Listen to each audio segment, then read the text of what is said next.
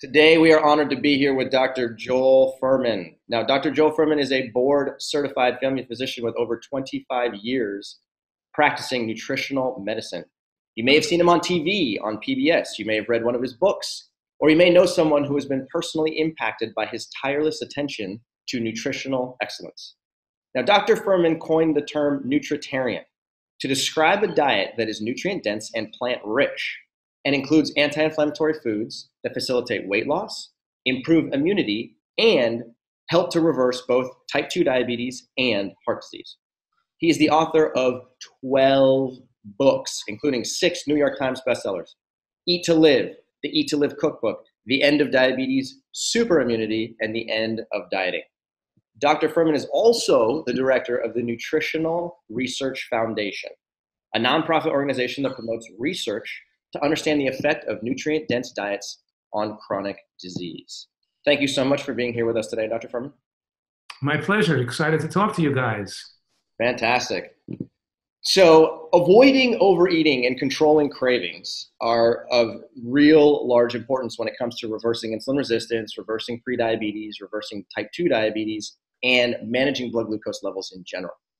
Can you give us a little bit of insight here into how a nutrient-dense diet helps to control excessive calorie intake? I can. And I can start with saying that high glycemic carbohydrates and the lack of antioxidants and phytochemicals in people's diet contributes to major depression. Even 2 servings of commercial baked goods or fast foods a week doubles your risk of developing depression.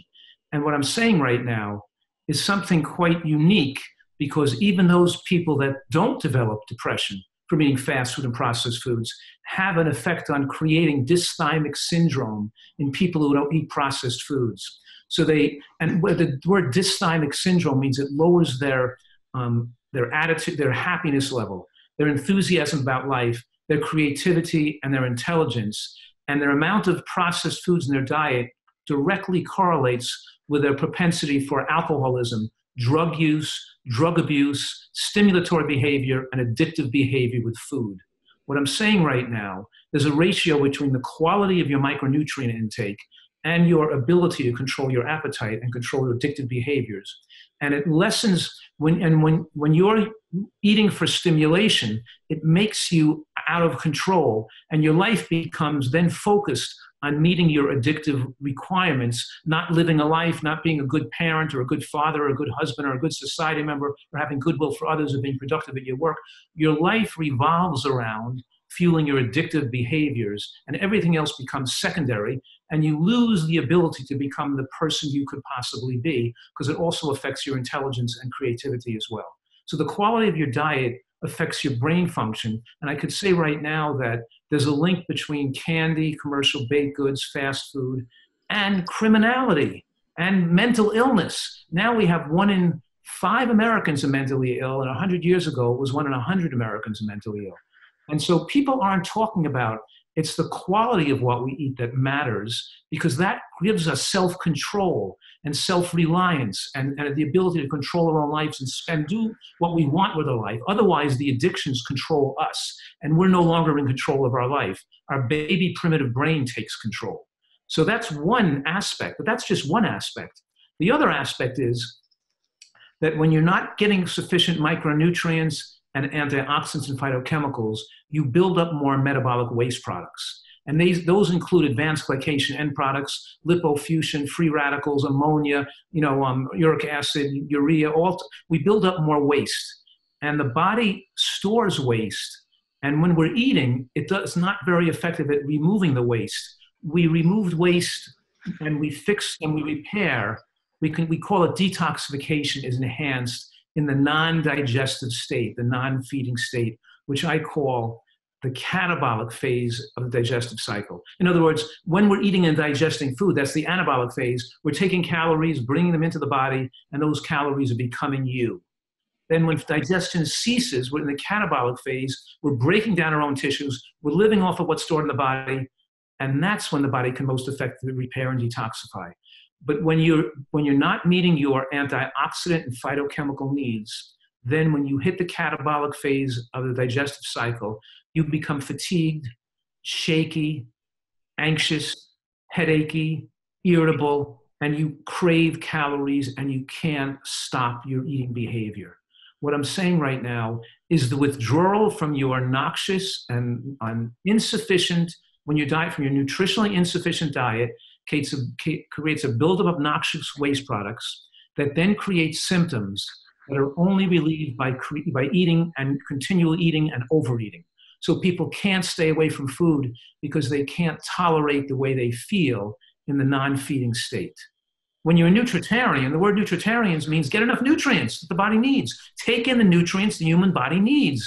Then you can more comfortably take in less calories. When you're not taking the nutrients you need, it becomes almost impossible to be comfortable taking in the right amount of calories. So when you eat right, it makes it possible to eat the right amount. When you eat wrong, it makes it almost impossible to consume the right amount of calories. And that's just a part of it. There's more reasons too, but I could talk about all night about this. Okay, so some people in the world of low carbohydrate diets claim that meat and eggs are nutrient-dense foods. What would you say to someone who thinks that is true? Well, it's just ridiculous. I mean, there's no antioxidants and phytochemicals that we need to prolong human lifespan and prevent cancer. Let's go to the videotape. I mean, we have literally over 100 studies that have high credence values. Now, what gives a study a high credence value? Why do we could give one study a lot of credence, another study we say it's not really worth that much? And the answer is it has three basic factors. Number one, it has a large number of people. Number two, like thousands of people. Number two, it goes on for decades, not years, decades. And number three, it looks at hard endpoints like death, like the Adventist Health Study 1 or Adventist Health Study 2.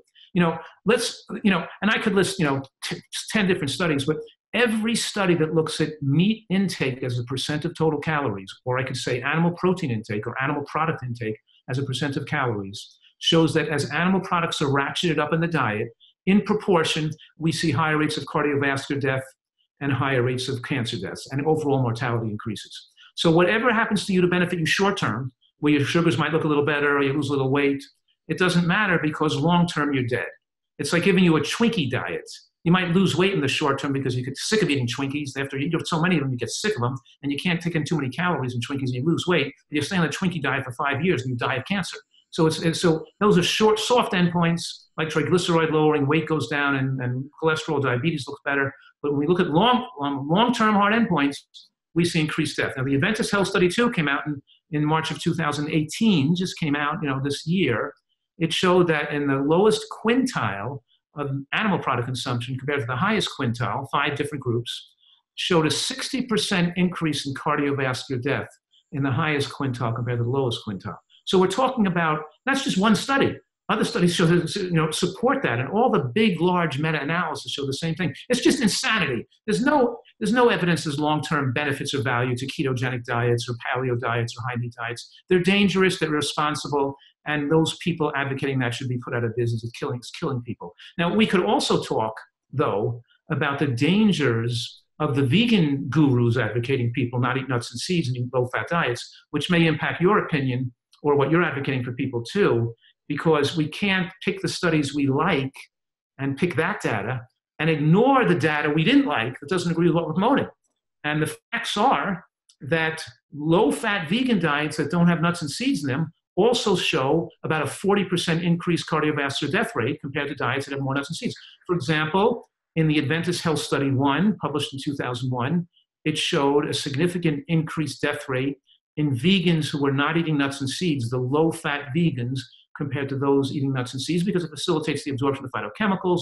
It has a lot of other effects, beneficial effects as well as, but we can talk about that. But in the Adventist Health Study 2, larger numbers of people, more decades of use, show that people eating a small amount of nuts and seeds in their diet in the first quintile, same study as the high meat and low meat study, compared to those with a higher intake in the fifth quintile, the highest intake, showed a 40% difference, a 40% increase in cardiovascular death of people in the lowest quintile of nut and seed consumption. Don't forget, nuts and seeds are absorbed at the rate of about 1 to 2 calories per minute, whereas oils are absorbed at the rate of about 20 to 30 calories per minute, completely opposite biological effects. So we have to really be careful with the advice we're giving people, because at this point in human history, and this point where we are in nutritional knowledge today, we know that a lot of the vegan gurus, and we could mention their names, advocating low-fat vegan diets and low-fat vegan diets even to reverse heart disease, are putting certain people at increased risk of dementia, of cardiovascular death, and cancer deaths. So it's irresponsible to hold on to your former viewpoints when there's an overwhelming amount of evidence to show that you're hurting some people when you do that. And so we have to change when the science becomes overwhelmingly convincing. And a lot of vegans are at increased risk of developing dementia because these vegan gurus are not, how should I say, they're not cautious enough with the potential insufficiencies in the vegan diet. And we're talking here particularly about DHA deficiencies where that can shrink the brain and cause dementia. And we're talking about increased need for zinc with aging.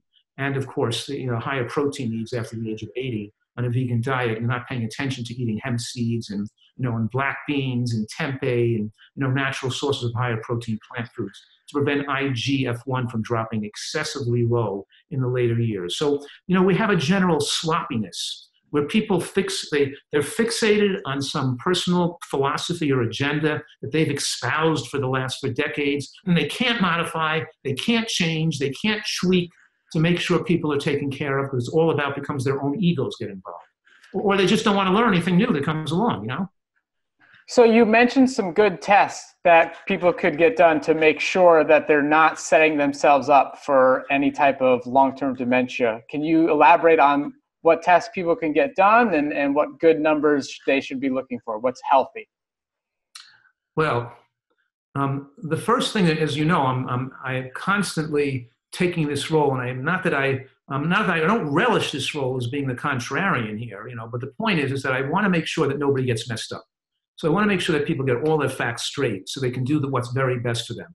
It's not about me, it's about nobody getting in trouble, because as you know, as 30 years taking care of this community, I've seen too many people get in trouble just when people are following cookbook advice, the same advice for each person, and they get into trouble, and you do blood work and you figure out what's wrong, you try to fix them. Why do they need to get into trouble? Once the brain shrinks, it doesn't come back again. You can't then give them the DHA supplement or so DHA and B12 deficiency can result, and even zinc insufficiency in some vegans can result in things that are dangerous enough that can be continually harmful to their lives. So let me answer that question. First of all, when we study vegan populations who are not supplementing with a DHA supplement or a vegan DHA supplement, the Nutritional Research Foundation funded a study where we had 166 non-supplementing vegans, and they were eating relatively healthy diets with walnuts, flax seeds, green vegetables, not the use of oils, and we found that 67% or 2/3 were insufficient in the omega-3 index and in DHA levels. We found about 25% had adequate levels. What I'm saying right now, and about 25% had extremely dangerously low levels that would have clearly led to a significant problem like dementia. So what I'm saying right now, generally speaking, the majority of people who follow a vegan diet don't have enough of the conversion enzyme genetically to assure DHA adequacy. You could check that with these blood tests. You could do it at a standard lab and get an omega-3 quantitative with index level and DHA level, and you can get your DHA level and your omega-3 index. Generally, you consider that DHA index and omega-3 index above 5 is okay. In the range, in our study, we considered above 4 okay, just to give people the benefit of the doubt. Below 4, you know that you're in trouble, because below 3.5 in scientific studies is associated with clearly brain shrinkage and increased dementia with aging. So even though a high nutrient vegan diet decreases the risk of depression and dementia from the high phytochemical intake, low phytochemical and low micronutrients is just one cause of dementia. Even with a high intake of phytochemicals and phytonutrients, which can decrease dementia and depression in the general population, still could create dementia and depression in a population that's well nourished just due to the deficiency of those fatty acids alone. So there's multiple causes of dementia and depression, and we can't just pick the one cause we want to talk about, because we have to make sure that we do all this. So yes, you can do a blood test, you can supplement with these things conservatively, and conservatively, and well, how should I say it, responsibly. We have to recommend the responsible supplementation so people on vegan diets or near vegan diets are not taking chances with developing some problems that could manifest themselves later on in life. Yeah, I mean, I couldn't agree with you more. I mean, we think it makes perfect sense to get that testing done because, like you said, once the problem has occurred, you can't go backwards. So, we always tell people, look, we don't know exactly what's going on in your body. Get checked. If you're willing to spend the money on the supplements, let's find out where you're at. Do you need them? Do you not need them? And get checked regularly. So it seems like sound advice to us. Right, but you can't really check it once they're taking the supplement because we find that almost all people taking the supplement do have adequate levels. So let's see, if you don't want to get checked, you have to do it before you're taking the supplements, or just take the supplements and because even the people, what I'm saying is that it's a really minority of people that have adequate levels and don't require anything. So even if they don't get checked, you have to err on the side of caution. You know what I mean? If you can't, it's impossible to get checked. Err on the side of caution. Right. Makes sense. Now, one food that you had mentioned a little bit earlier is you were talking about beans, and Yes. You've also written extensively about the second meal effect, which is it helps people with diabetes reduce their post-meal blood glucose excursions. Right. You educate our listeners about what the second meal effect really is and how it actually functions to control your glycemic excursions. Right, but I should say that with regards to nuts and seeds and regards to beans and even raw vegetables, that all their calories are not biologically accessible to the body. So for example, when you take oil, you're getting all the calories flood in very quickly. And when you take nuts and seeds, they don't just come in slowly. Some of the calories pass through into the toilet bowl because the sterols and stanols bind fat. So what I'm saying here is that 200 calories signal the apostat to be reduced by 200 calories. So you have less of a desire to eat more food. So you're going to reduce your carbohydrate intake, reduce the other foods you eat because you felt like you consumed 200 calories of nuts and seeds, but then only 180 calories came in. So you cut back on other foods and they digest it so slowly that they stop you from wanting to snack as well. The same thing is true with beans. Beans have a high amount of resistant starch and a higher percent of those calories are not absorbable. So when you take in the beans, you take in 200 calories of beans, your apostat is ratcheted down by 200 calories. It comes in slowly because they have the most slowly digestible starches. So you don't feel like eating for many, many hours and you're absorbing only 1 or 2 calories a minute on the beans as well. So it's not going to spike a high glycemic response. And the high amount of resistant starch becomes a prebiotic favorable to the growth of good bacteria. So when you eat beans and when you also eat greens and onions and mushrooms, beans may be the strongest effect on the second meal effect, but greens and raw greens and mushrooms and raw onion and berries also support the second meal effect because that combination of foods doesn't just feed the growth of good bacteria, but it makes the healthy bacteria more adherent to the villi. So they don't travel through you and you don't lose their bacterial benefits. So it's called the biofilm now that coats the intestinal lining becomes more stable and it doesn't just float right through you. Like you took a probiotic, you take some sauerkraut or yogurt and the good bacteria don't stay there, they pass through you.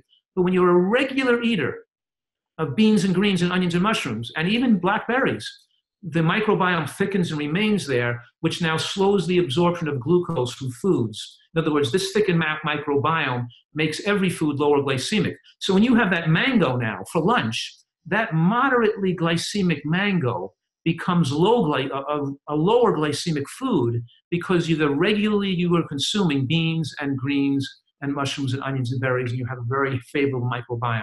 Your high glycemic foods become moderate glycemic, and your moderate glycemic foods become relatively low glycemic, and your low glycemic foods become even lower because you regularly consume these foods. And scientists call that the second meal effect because the benefits accrue in other meals, not just the foods you eat the beans at or the greens at. They eat the next day. It's not even the second meal. It's the third, fourth, or fifth meal. Any meal you eat now becomes more glycemically favorable because you regularly consume beans.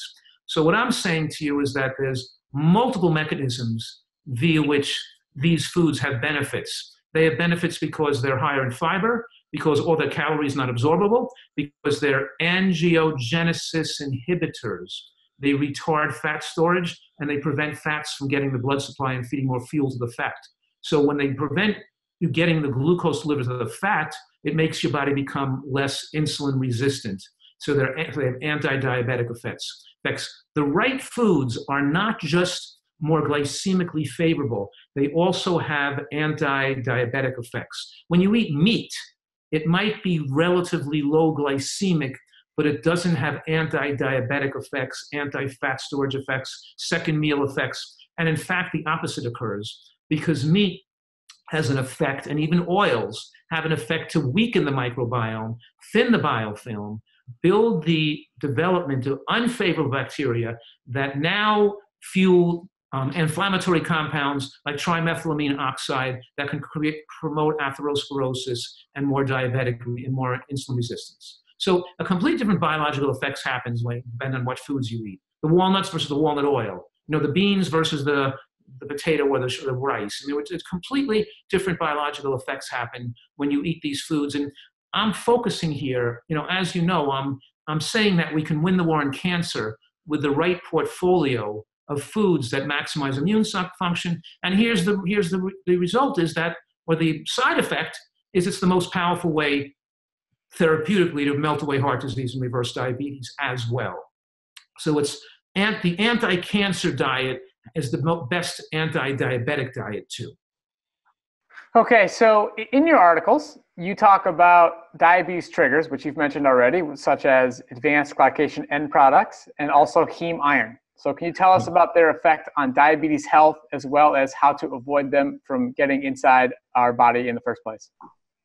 Right. And I tell people that advanced glycation end products is one of the basic, simplest things that everybody should know about, because it's the build of advanced glycation end products that's responsible for diabetics becoming blind and developing nerve damage in their legs and kidney failure. All these morbidity and dangers from a type 1 diabetic because they excessively use insulin and they excessively eat carbohydrates, and the extra insulin enables them to excessively eat carbohydrate. If they had a limit, like a governor on how much insulin they were allowed to use, and they were forced to control their diet and make it favorable so they couldn't shut up all that insulin, a type 1 diabetic would not have a higher morbidity and a lower mortality, even a type 1. So, so it's important that they don't just think it's okay to use all the insulin you want, as long as your sugar's controlled okay, you're in good shape. No, because the excess amount of insulin is causing all the problems. These advanced glycation end products cause a lot of havoc in the diabetic and the non-diabetic.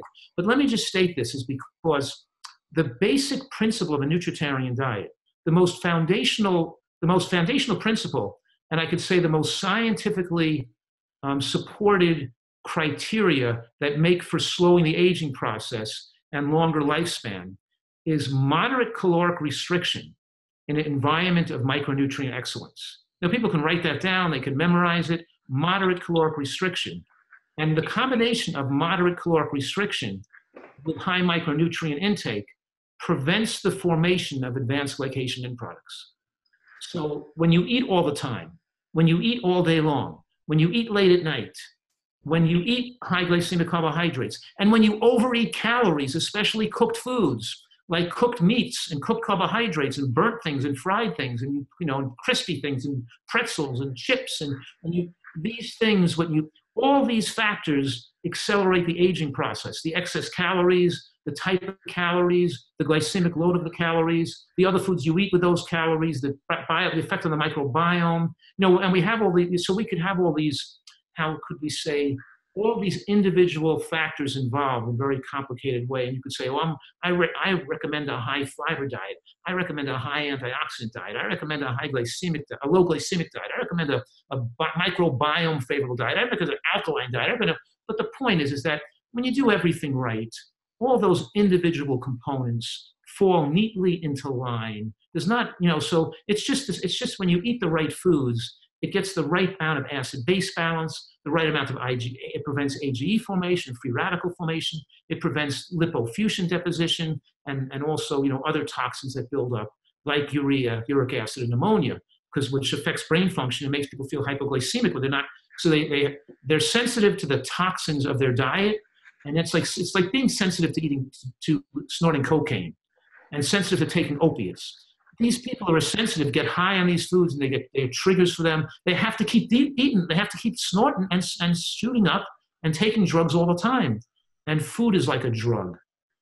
And the more the food is distanced from its original natural state, the more we separate it, the more we take the oil out of the nut, or the more we take the white flour out of the wheat, or the more we strip it down to make it digested more rapidly, the more it becomes addictive. Because when the calories flood the bloodstream as a bolus, in other words, instead of dripping into the bloodstream slowly like an IV drip, they all come in at once. And when all those calories come in at once, it doesn't just spike insulin, IGF-1, which makes you store fat more effectively and increases your appetite, but it also signals dopamine in the brain and now makes you emotionally want to eat that food more, and you can't stop eating the food there, or when you try to stop the food, it makes you want to go back to eating those foods again because of the rush of calories into the bloodstream. So what people need help in going through those first few weeks of difficulty when they're going through the withdrawal detox from the caloric concentrated foods. But the longer they can stay away from the cocaine, the longer they can stay away from the oils and the high glycemic carbohydrates, the easier it gets, and you still no longer feel the attraction, and the more you can distance yourself from that, the more it's easier to stay off drugs. You know what I'm saying? That if people recognize there is a difficulty here, it's not easy, you may need support, you may need help with people. Like, for example, if I had my daughter or my son or someone who was addicted to cocaine or heroin, I'd put them in my own personal prison. I would handcuff them to my body. I would not let them out of my sight. I would make sure they were not, that I kept around them. I kept still for enough months so they can get free of that addiction and how much painful it was. You know, I've done it over the years because I've had some funny stories where I had this guy who was addicted to opiates and smoking, and I put him into my guest house, and I made him sign a waiver that he couldn't leave as they took away his car keys, his cigarettes, his drugs, and they fed him the food. He couldn't leave unless his family okayed him leaving. He couldn't just on his own get his car keys back and leave, right? Because I knew he was going to flake out. So after about 2 weeks or about 10 days, he started cursing at me, threatening me, going to take away my medical license, going to report me lawsuits. He was going to, because I wouldn't let him have his cigarettes back, right? I wouldn't let him have his drugs back. So to make a long story short, now he's like my biggest friend. He loves me. I saved his life. I didn't let him go. He was cursing me out. He was going to kill me, all this stuff. I got him off his addiction to opiates and to cigarettes. And he's now my best buddy in the world. I saved his life, and he's free. Now he's free for decades. You know what I mean? Because I helped him get through that hard time when he didn't have the power to do it himself. You know what I mean? Absolutely. Actually, I love this idea because a lot of the times people don't necessarily want to make a change because they anticipate that it's going to be painful at the very beginning. And so they resist making the change and say, oh, I'm not going to do it because can you imagine what would happen if I stopped snorting cocaine? Can you imagine what would happen if I stopped eating high-fat foods, eating junk food? And as a result of that, they just never change. And then, the problem perpetuates. 6 months go by, 2 months, 5 years, 10 years, or you have multiple chronic diseases. And at that point, it could be too late. It's exactly what happens. And not to make this too commercial, like a commercial for my own work, but I have to say I'm so excited about, my work. I have, of course, on my website, we have people come in contact with each other. We have a support system, and we have make it easy for them.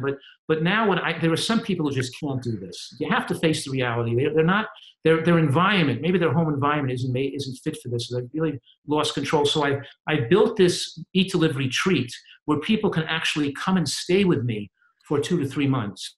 And I can assure that they have the right environment, the right chefs, the right psychologists, the right coaching to make sure they make this transformation in the right environment so at 100% it can happen. So it's so thrilling for me when I see a person that is at risk was going to have a heart attack or is in really bad shape, and they come into my facility, they come in with chest pains, and they come in really, and I'm like worried, yikes, this person is really at high risk.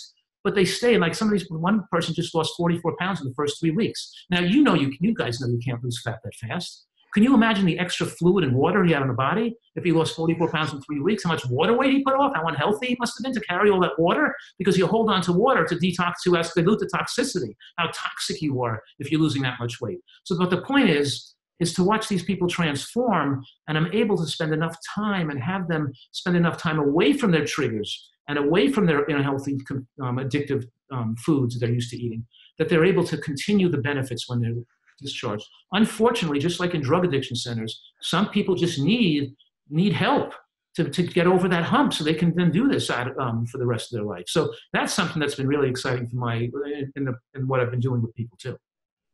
This is great. Okay, so let's go back to what you were saying earlier about 5 minutes ago, when you were talking about people who are insulin dependent, so living with type 1, type 1.5 diabetes.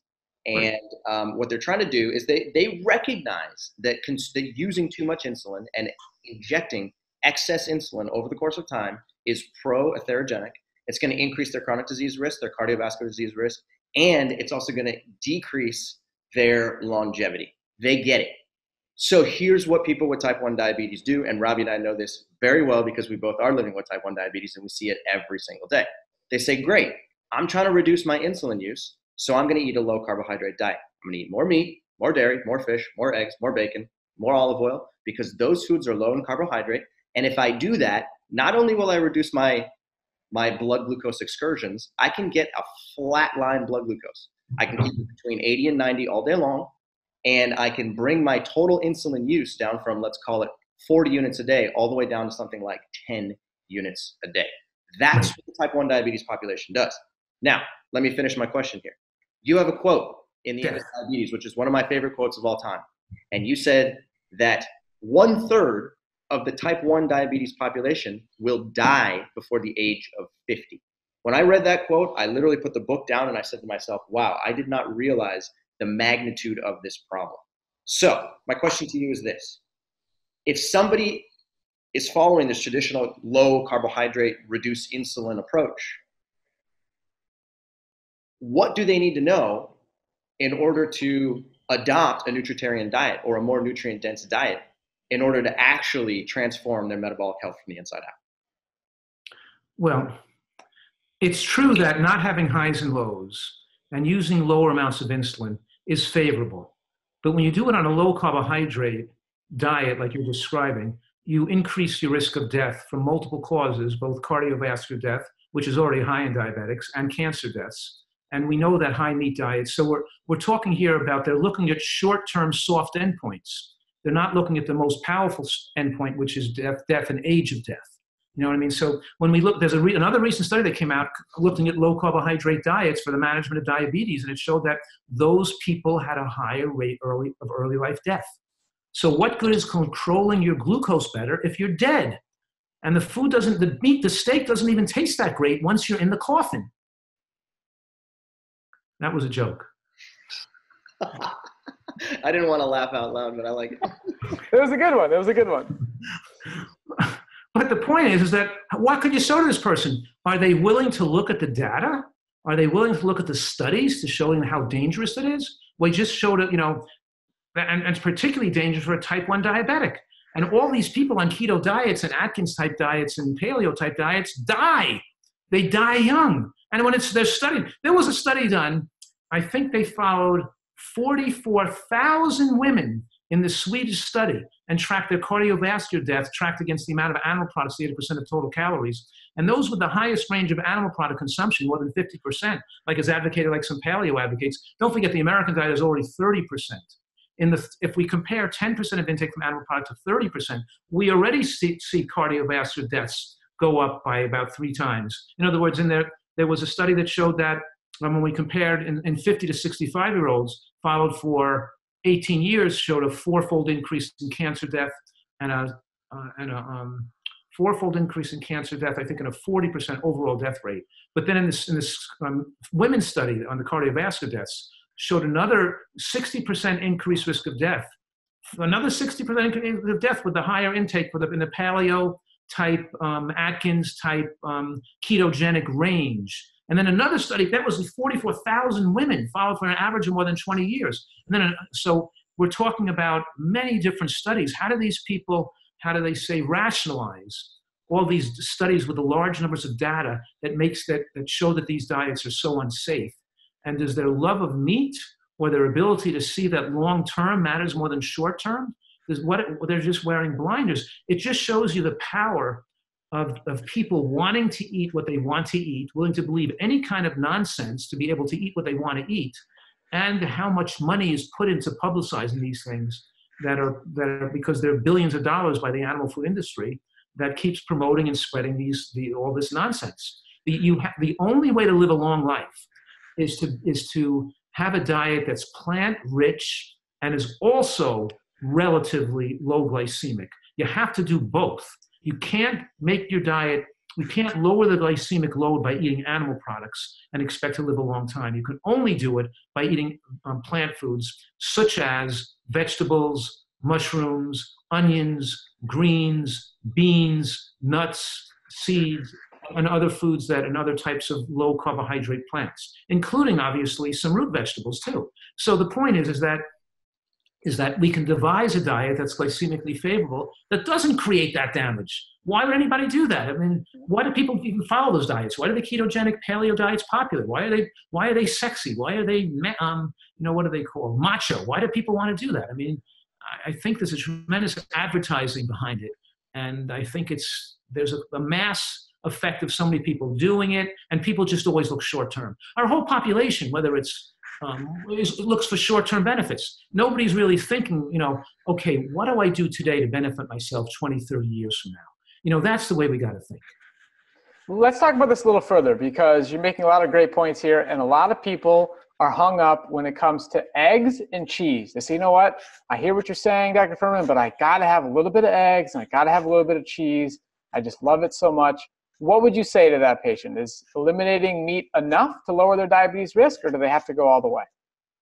Well, eggs in the studies on diabetics and shown to increase risk of diabetic death. So we're talking about eggs might be some of the most dangerous foods a diabetic can eat. The natural animal, if you eat animal products, and what's most natural for humans is to eat animal products, that our ancestors raised are probably salamanders, frogs, snakes, insects, other small animals, some seafood, maybe even wildebeest. That was a joke.